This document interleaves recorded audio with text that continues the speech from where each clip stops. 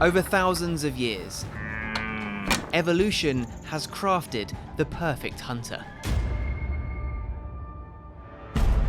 They live by nothing but their wits, knowing every precious moment counts. A breed of their own, at the pinnacle of the natural world. Yes! Perseverance, resilience, speed, courage. Sí, señor! Senses that have been honed through repetition. That's what success takes. Right on your tail, 0.5. And success is the only option. For when our trials and tribulations lay in the past, Extra with an unbelievable cutback! only the legacies of the victorious will be remembered. That was wild. This is Extreme E.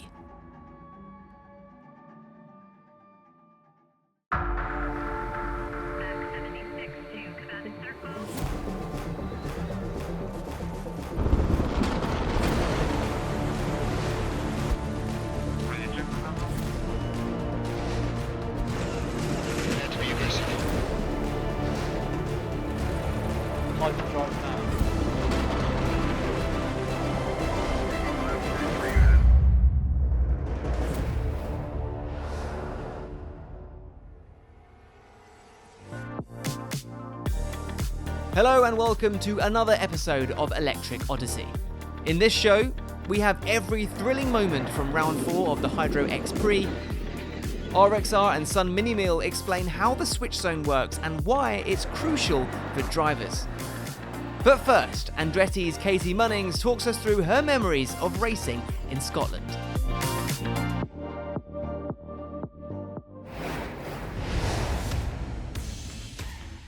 I'm Catie Munnings and we're here at the Hydro X-Prix in Scotland. It's not our first time racing here though. We had some really dramatic races here last year in season 3 and the slippery conditions out on track presented some of the biggest challenges for the Odyssey 21's Continental tyres. So I'm going to take a look back at one of my favourite races from here, the grand final in round 3. So the start here is really important in Scotland because it's really slippery where there's a lot of water, where there's a lot of puddles, and they massively slow you down. It's really hard to get traction in them. So we were always looking for the dry, sandy kind of mud, and Timmy did a really great job on the start there. You can see how much Johan drags back as soon as he hits that puddle there. So that was a massive thing for us going into the start, was judging that grip so we could try and get the traction up to the run for the first corner. Timmy did an amazing job here. Fraser then overtook, and then he managed to get the undercut back. So that was a really exciting moment. That was a pivotal point of us managing to get out in front at the start of this race. You can see I'm looking very nervous here. We wanted to make sure we didn't get any punches from some of the big rocks. If we end up banking the corner hard and leaning on the side, we didn't want to get any punches in the sidewall. And then also having the right tyre pressure to be able to feel the grip as soon as we're trying to brake on the really slippery conditions. We're always looking for the grass patches where there's more grip. They're there at the beginning of the weekend, but by the end of the weekend, everybody's found that line and it's just slick mud. So that's when it gets exciting. We're using the handbraking more. Here I am coming over the jump. The jumps, there's going to be some heavy jumps here this year as well. This jump was a kind of taster for what we've got. We've got some gap jumps this year.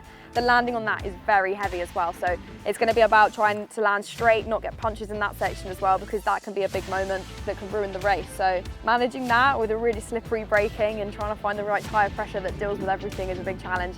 Watching this back, I mean, it's crazy how the conditions changed just in this little valley here in the quarry, because we've got really dry conditions on some of the parts in the quarry, and then as soon as you go up the hill, there's some really slippery stuff on the top up here. That stuff is like ice, so for the tyre to be able to handle both of those conditions, it's a tough job to develop a tyre like that, and they did a really good job, and I think that you get a lot of feedback from a driving side, which is really important. I had a 7-second gap, but was just trying to manage that. You can see the stress on my face. We're coming towards the end of the lap, coming down over the crest towards the finish line and knowing that we had a decent gap behind us. It was a really stressful time, hoping we can sort of replicate this feeling that we had with the car, because we had a great feeling in the loose stuff. I've grown up on slippery grass like this. I've grown up in these wet conditions. It suits my driving style. So I'm kind of hoping for a bit of rain because I love sliding around with these cars. So I can't wait to go racing again.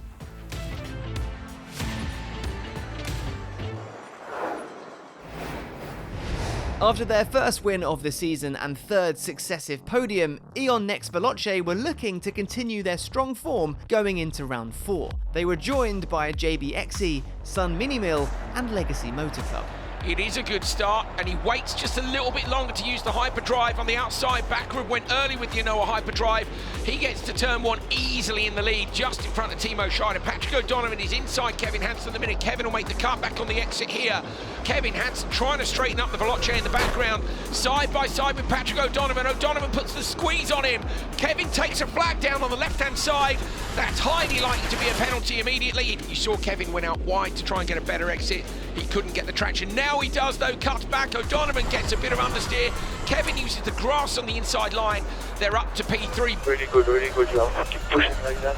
Veloce are doing so well. They've closed that gap up to the Sun Minimeal car. Sun Minimeal have taken the flag down as well. Hansen has closed that gap from about 5 seconds down to 3.5 seconds. Hansen is on absolute fire. Kevin Hansen passed the Veloce to Molly Taylor to continue the chase, while punctures for Legacy Motor Club and Sun Minimeal ended their chances of victory.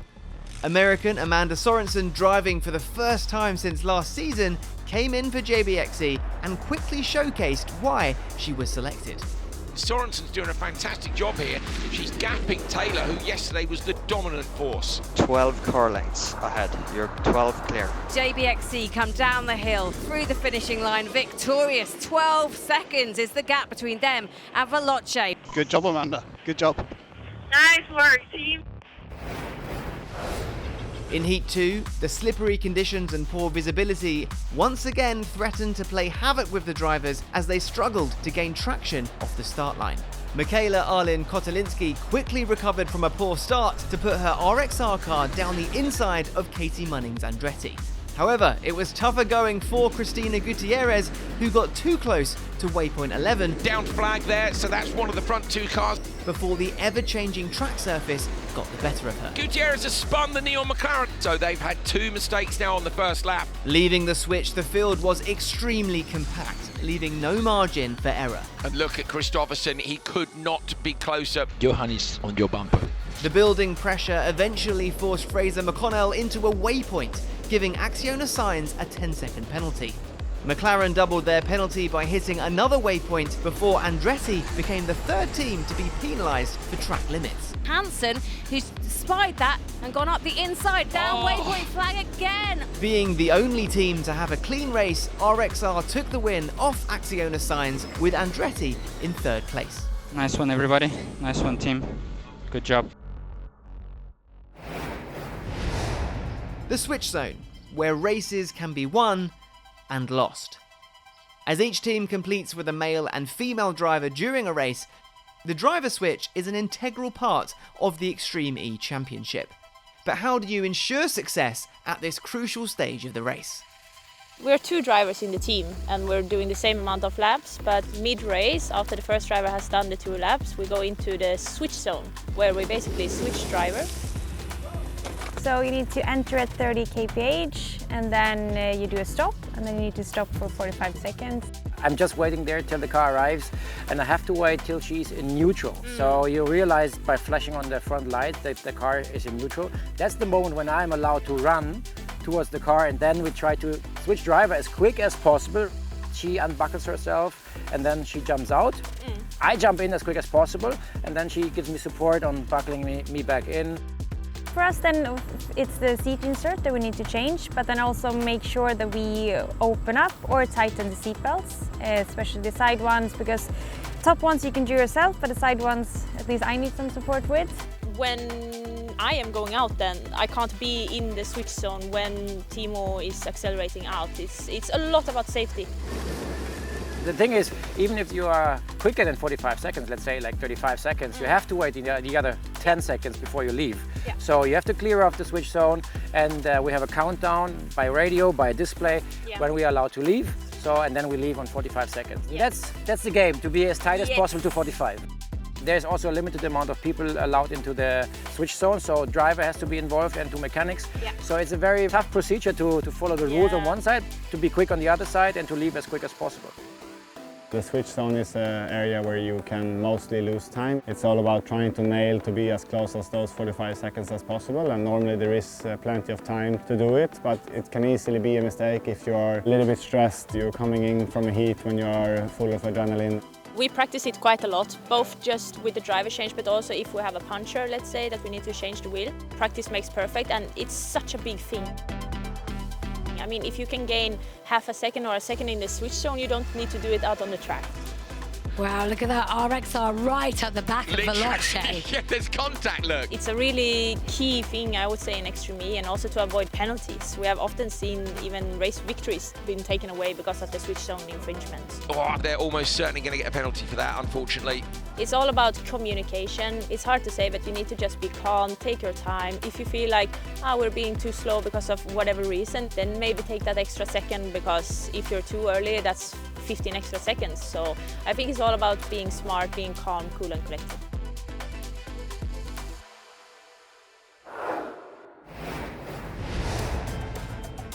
The teams lined up for the second qualifying session of the day, all aiming for maximum points, as only the best 4 would advance to the grand final. On the inside line, Fraser McConnell is going to get to turn 1 first. Molly Taylor trying to go around the outside, but Timmy Hansen goes right the way around the outside to the inside line on the run into turn number 2. McConnell trying to go around the outside of him. Fraxiona signs Timmy gives him a little nudge wide, but Hansen holds on. It's a great start for Andretti Autokilat. That's exactly what they need. Timmy Hansen kicked things off strong for Andretti Autokilat, holding the lead against tough competition from Acciona Signs' Fraser McConnell and Eon Veloce's Molly Taylor. Fraser McConnell having a look up the inside of Hansen. Thought he was going to get that done. Timmy runs wide. Fraser's going to have to go the long way round. This is where Faust passed Ekstrom last year. Hansen, though, pushes him wide. He runs McConnell off the side of the track with a little bit of contact. Timmy holding on down the hill. Fraser McConnell is piling it on here, and that's allowing Molly Taylor to get on the back of this train. Good job. Focus forward. Keep that door closed. Keep that door closed. An unfortunate down flag for Taylor gave the team a 10-second penalty. But the top 3 teams were neck and neck all the way to the switch zone. And the battle was not over. Go, go, go, go, go. Look at Lyra, gritted teeth. Oh, she's ready for a scrap, isn't she? Oh, in the background, Kevin Hansen. Veloce are desperate to get back on track. More waypoint flags got downed. Catie Munnings in the Andretti Autokilat machine first, followed by Veloce's Kevin Hansen, as he was trying to make up time for his partner's previous penalty. He's going to come in hot here on Sands. Late on the brakes, he'll run deep into the next one. He takes out a flag as well, too late on the brakes. So he had to try something, but that's now going to be another time penalty. And he takes another one down. That's a disaster. Sin riesgo, hay penalties. Déjale pasar, Raya. Give me another second. Push, push. Even though both Andretti Autokilat and Eon Veloce were pushing hard out front, the gap wasn't big enough to clear their time penalties, which meant Acciona Signs took the win, securing them a place in the grand final. The drama continued in the second heat as Amanda Sorensen had a brilliant start on the inside, but it all went wrong in turn 1. Oh, and a flip for JBXE. They've gone flipping. That is an awful crash. Amanda Sorensen just not having control on that gravel. Wow, that was close to me, I saw her. It was an immediate red flag and game over for JBXE after a really promising start. Thankfully, Amanda was okay after medical checks. At the restart, RxR's Johan Kristoffersen got an easy getaway, followed closely by Neil McLaren. However, his rival Matthias Ekstrom knocked a flag, resulting in a 10-second penalty. Everything kicked off after the driver's changeover, when RxR's Michaela Arlin Kotelinski didn't leave enough room on the inside for Cristina Gutierrez to release the Neil McLaren car. The unsafe release resulted in a 30-second penalty for Rosberg X Racing. With time penalties in play, Patrick O'Donovan was chasing down the cars in front for Legacy Motor Club, getting as close as he could. Look at that. There's a good old battle going on. O'Donovan straight past, brilliant pass by him. Neil McLaren took the checkered flag, but the penalties knocked them down to second place, giving Legacy Motor Club the win. That was a hell of a ride! Sadly, the win wasn't enough for them. After the thrilling qualifying rounds, Acciona Signs and Rosberg X Racing secured a grand final spot. And with 4 teams tied on 14 points, it was round 3 winners Eon Veloce and Andretti Autokilat who would make the final cut because of the crucial times in the Continental Traction Challenge. The same 4 finalists of round 3 were going to face each other once more in the grand final. There's still more to come on Electric Odyssey. Up next, we'll find out which team is top of the championship leaderboard after the redemption race and final, and meet the next generation of young women who are being inspired by Extreme to choose motorsport as a career.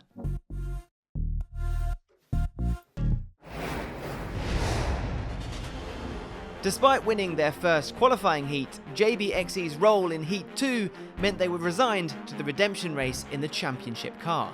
They were joined by Legacy Motor Club, Neil McLaren and Sun Minimeal as the teams prepared for their last showdown of the weekend. Backward gets a great start on the inside line. Patrick O'Donovan 2 on the outside line. O'Donovan going to try and come around the outside of Legacy Motor Club, but Andreas Backward is there first. Only the barest hint of the JBXE livery on the rear clamshell of the car, but he takes the whole shot behind now. Gutierrez trying to get past O'Donovan. O'Donovan squeezes her. At the back, Scheider uses his Noah hyperdrive and just avoids the flag, or did he take it down? It's down. It's down. Oh, bicycling up on 2 wheels and just managed to get that down. That was is epic. sailing close to the wind. That was a brilliant save. Look at this, Legacy Motor Club have found some pace from somewhere. They're going to try and undercut as they go up the hill. 2 of them together. Who's going to make it to the top of the hill first? They go up. Look at this. Wait for it. It's a great move by O'Donovan. Such good speed, Jenny, from the bottom. He teed that up from the end of the lap to put the pass on the inside.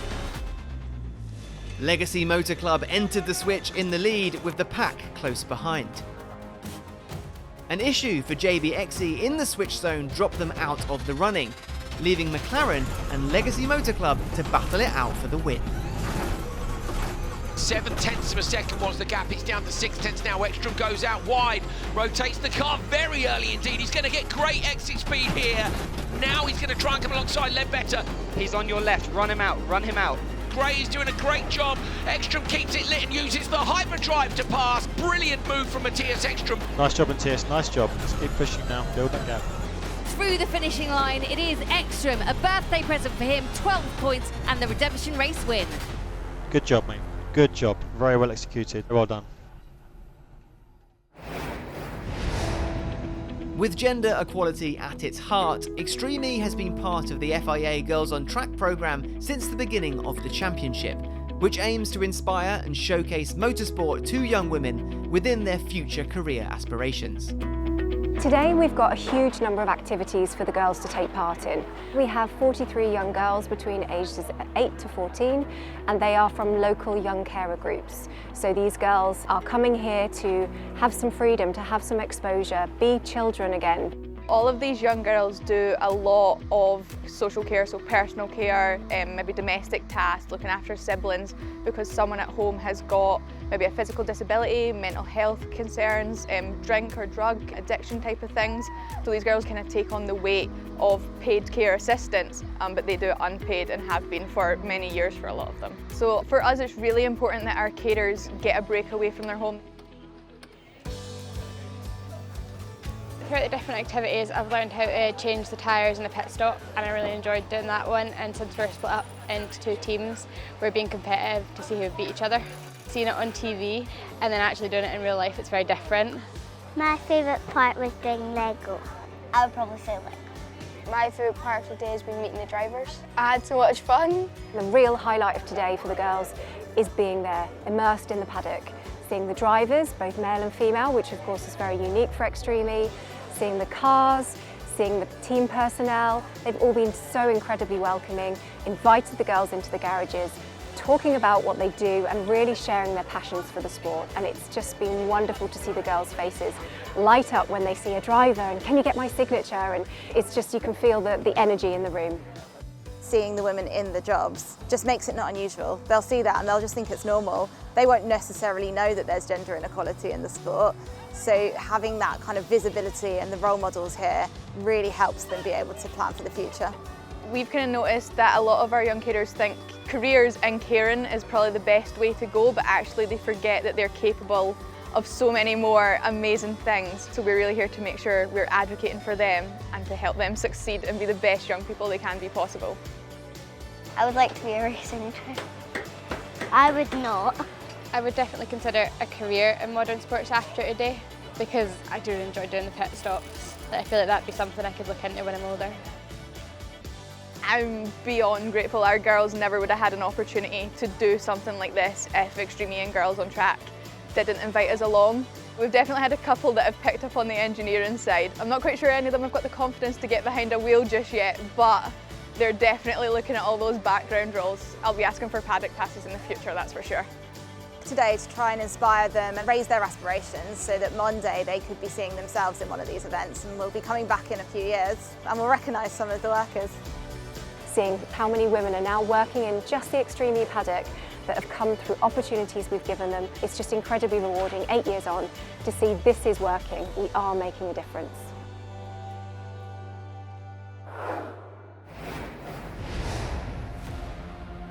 Round 3 winners Veloce's strong qualifying results gave them the opportunity to make it 2 wins out of 2 in Scotland. They were once again joined by Andretti Autokilat, Acciona Signs and RxR as they lined up for a second shot at Grand Final glory.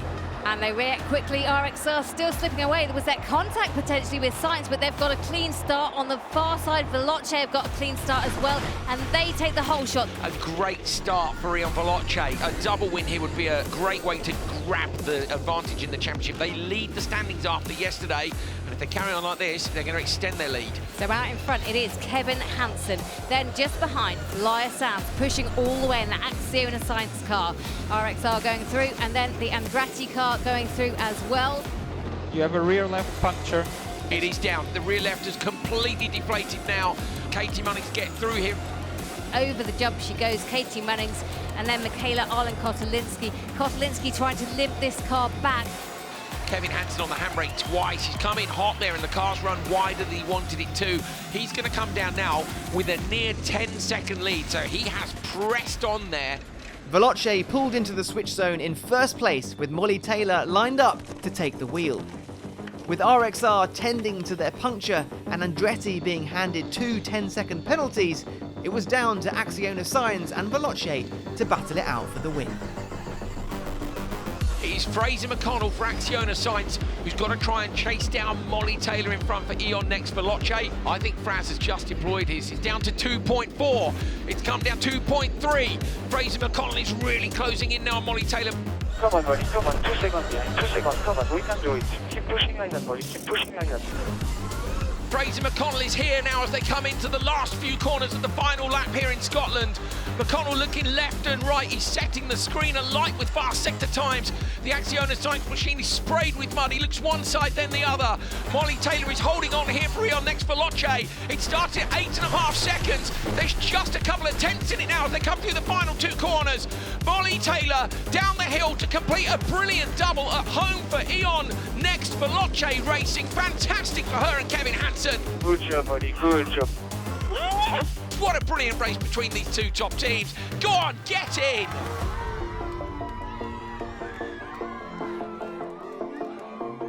Won again, home soil. What more can you wish for? Today was a real scrap. I think in Extreme E, particularly now with how close the competition is, the fight to get to the final is insane, and it can kind of go any which way. You have to fight from the first corner, the very beginning of the day, all the way through just to get to the final, and then kind of the slate's wiped clean again. One thing to be fast on track, which we know we have been all weekend, but then you have to execute it as well when it counts, and so it's really good feeling to be able to have the speed and then be able to execute it as well. It's so tricky with double headers because it's like you can't let yourself go at any point because getting excited just takes away the focus from performing even more. And we had to perform today too, which I think is a receipt that we are doing the right thing. It's not been a straight road to victory none of the days. It's been really challenging from the back. I think I've overtaken people in 4 out of 6 races, which is, and a few flags also I took. We believed in our car.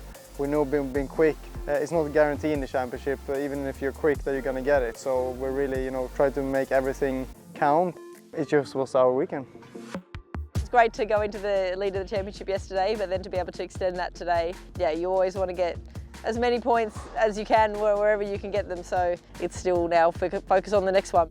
The moment you sit back and relax and sit on your laurels, it bites you back. It does. We know what we've done well this weekend, but for sure it hasn't been perfect. Keep our heads down and like we always say, just focus on our performance, our laps, make sure we're doing everything to the best that we can and hope that that is enough to end up on top, and this weekend it was, and we'll just keep trying to do that.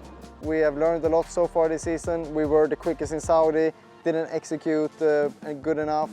We were the quickest here, we executed well, so now we need to put everything together and keep improving our performance. Going to Sardinia, it's going to be a big one.